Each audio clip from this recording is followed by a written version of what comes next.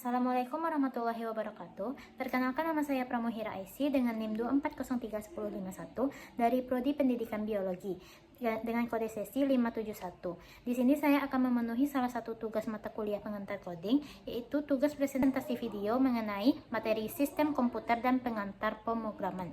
Nah, pertama yaitu mengenai pengertian komputer. Komputer adalah alat yang dapat menerima input atau data, memproses data sesuai program, serta menyimpan data dan menghasilkan output berupa informasi.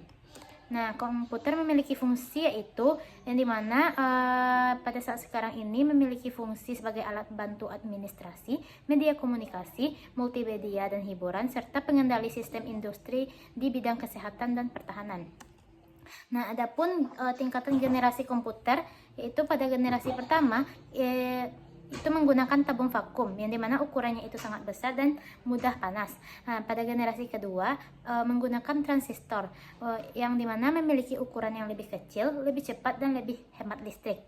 Selanjutnya itu ada generasi ketiga yang dimana itu menggunakan IC atau integrated circuit yang dimana itu kinerjanya makin cepat dan lebih efisien dari generasi sebelumnya. Yang keempat yaitu menggunakan microprocessor yang dimana pada generasi ini mulai muncul komputer pribadi.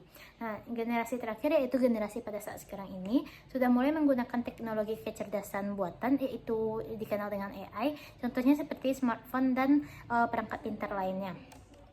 Selanjutnya itu ada komponen sistem komputer. Ada 3 jenis komponen sistem komputer, yaitu hardware, software, dan brainware. Hardware itu contohnya seperti perangkat keras, yaitu ada CPU, RAM, monitor, dan banyak lainnya. Software itu contohnya seperti program atau perangkat lunak seperti Excel, Word, dan lainnya.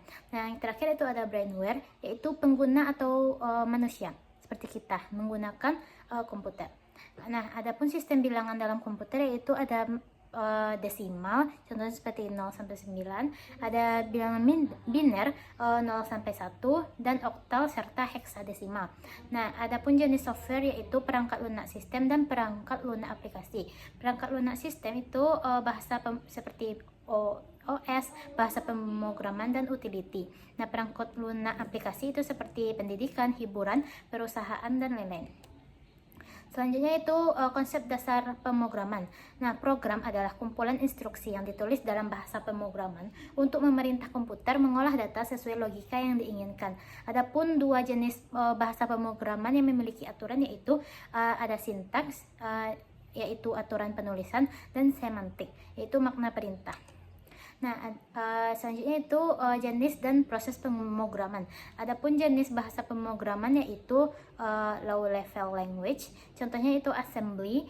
Terus ada middle level language, contohnya itu ada C.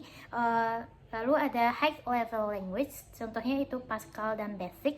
Nah, terakhir itu ada object oriented language, itu contohnya seperti Visual C dan DLP. Adapun proses pembuatan program yaitu yang pertama dengan menulis source code, menulis source code yang akan kita gunakan. Lalu yang kedua itu mengubah ke bahasa mesin melalui kompilasi, interpretasi, serta gabungan keduanya. Selanjutnya itu logika dalam pemrograman.